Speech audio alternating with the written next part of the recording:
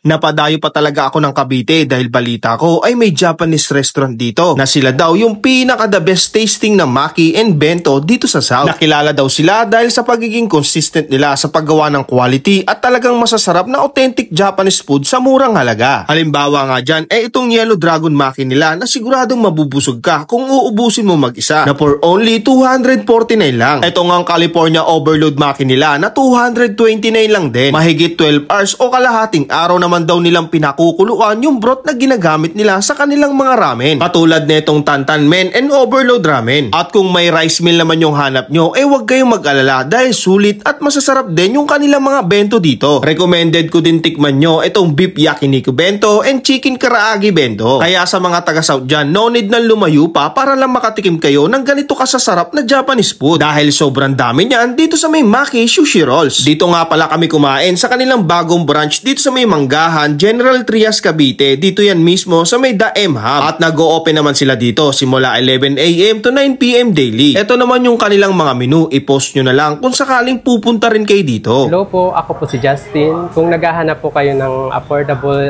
Japanese authentic food, meron po dito sa Manggahan. Meron din po kaming mga affordable ramen, bento, donbori, and mga sushi rolls. Open po kami ng 11 AM to 9 PM. Kaya ano pang hinihintay nyo, visit na po kayo dito sa Maki Sushi Rolls. Salmon Aburi Maki. Ayan guys.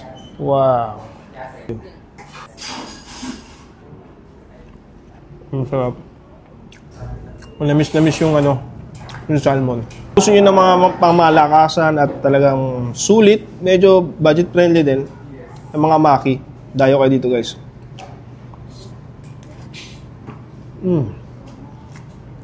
Ito guys yung Yellow Dragon Maki. Ayan o. Tignan natin. Wow. Yellow kasi meron siyang mangga sa ibabaw. May timpura sa loob. Sarap. Next naman natin guys, tikman yung kanilang mga ramen. Ang dami nilang mga ramen dito. Tulad nitong Tantan Men. Ayan guys. So, tikman natin. Meron din tayo dito na Biyaki at itong Overload Ramen. So ayan. Unahin muna natin to. Wow. Ganda ng pagkakaluto ng noodles sila. Sa 289 pesos na yung ganitong kalaki.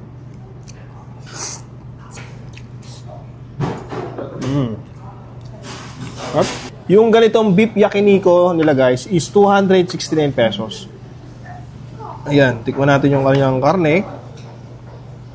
Wow. Sarap ng pagkakaluto. Okay na to.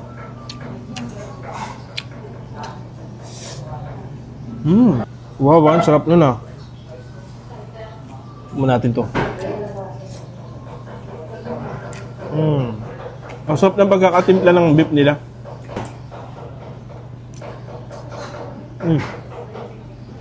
Tikman nyo to guys. Sarap.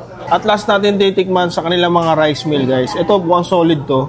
Itong mixed donbori nila. Ayan oh. Meron siyang beef sa katong teriyaki. Solid naman na ito. Daming ulam.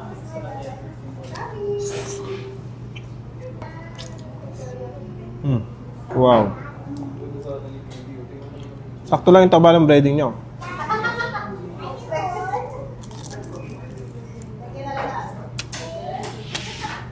Medyo malimis-limis ng konti.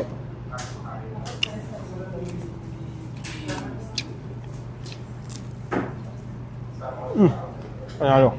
Kung naghahanap kayo ng Japanese restaurant dito sa may Gentry, especially dito guys sa may Manggahan, ayan. Meron bagong bukas dito guys. Itong Maki Sushi Roll. I-enjoyin ko na to. Okay na to.